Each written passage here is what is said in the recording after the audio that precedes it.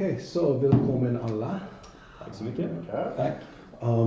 We are looking at an interesting artifact here. These are authentic Californian copies of RuneQuest from the late 70s. So as I say, my marijuana pot, my high school pot smoke is probably in the binding somewhere.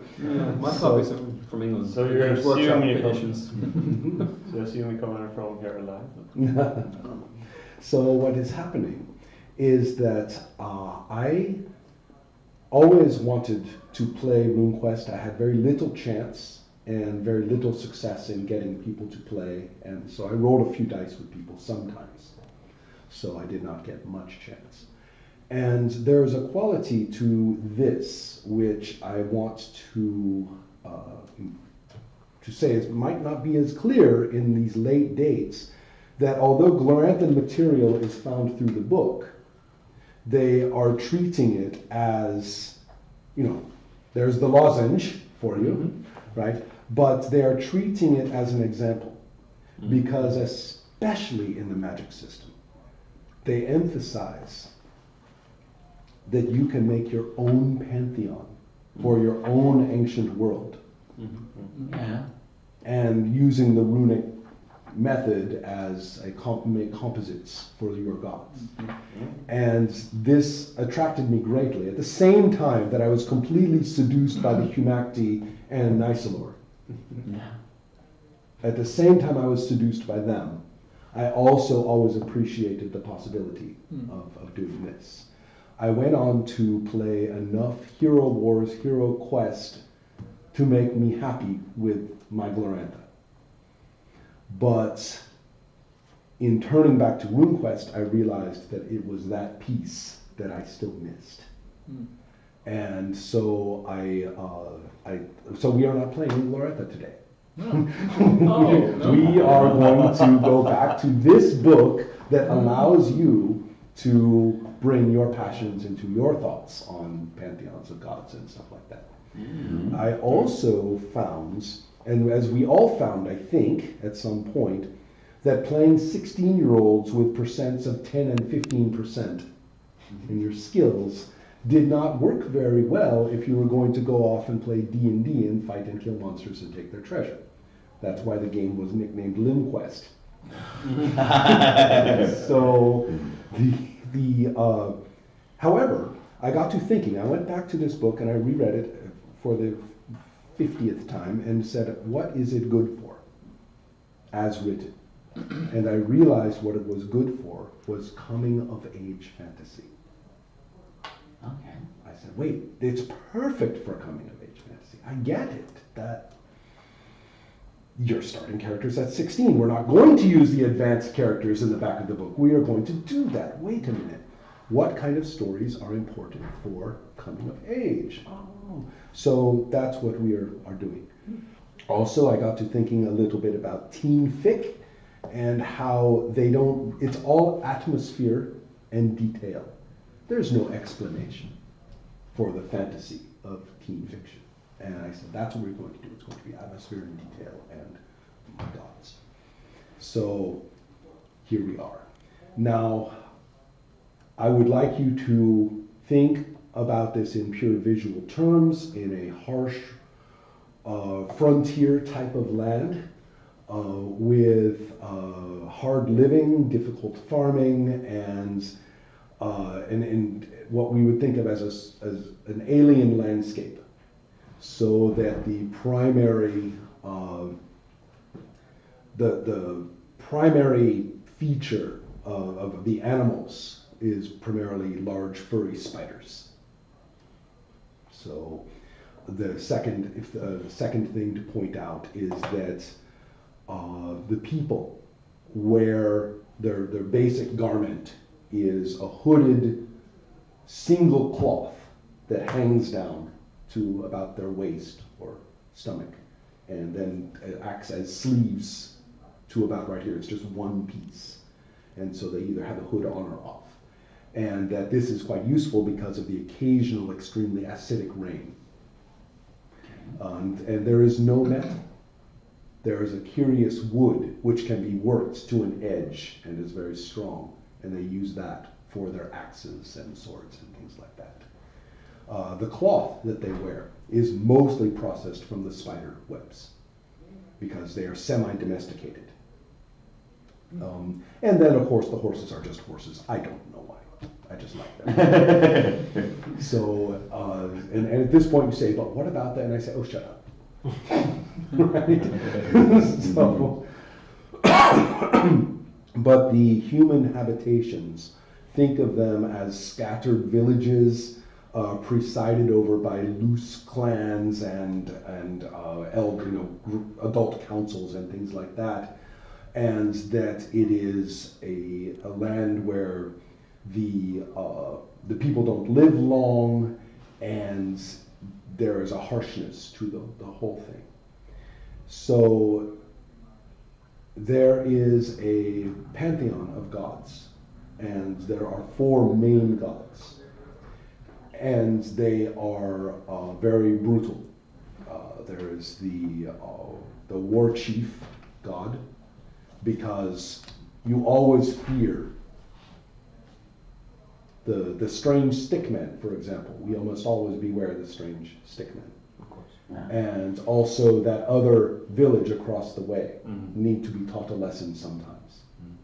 And things like that. So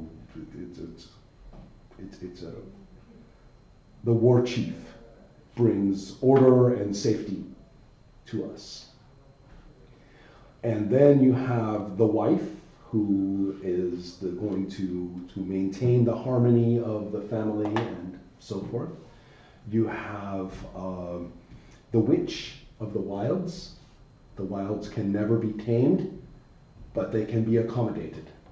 So the witch must be placated or understood at least and respected. And then there's also another god that the young people are not really taught much about. You just know that the adults observe something on the proper day, and that you will learn more about that when you're older. And not only that, it is always spoken of fearfully with the price we pay, because the gods have saved us all. Remember that. The gods have saved us all, and there's no arguing about that. And there are other subordinated gods among them that you are familiar with. But those are the 4 main ones. And we know that they work in some kind of harmony that keeps us all safe. Very important. So let's see, there are a couple of other things to think about, but at this point I would share out the characters that I have made. And it's a little bit unfortunate. I put a lot of thought into character creation.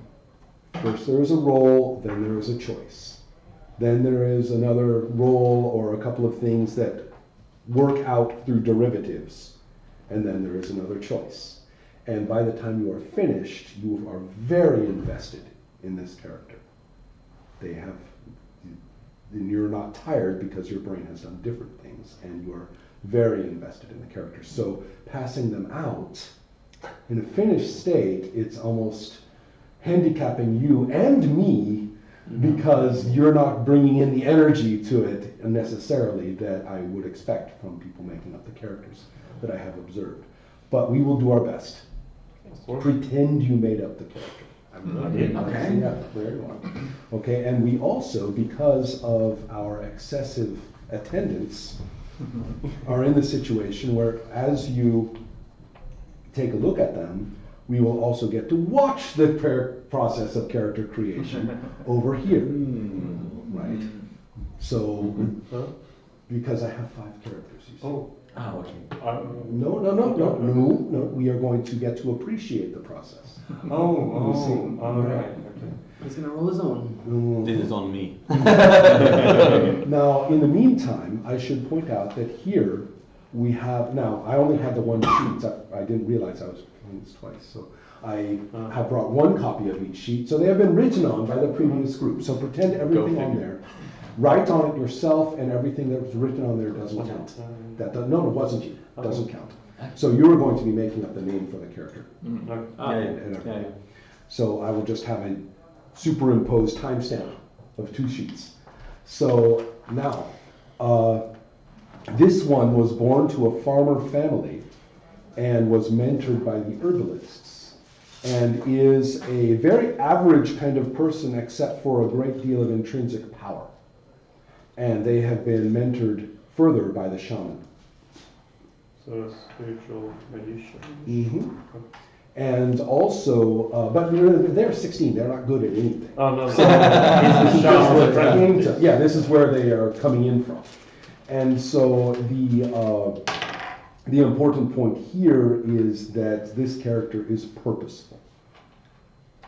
Coming from the farmer family, not being very good at much, but then being taken in by the shaman, they have a sense of purpose. At 16, you're beginning to find what matters to you, and they have that quality.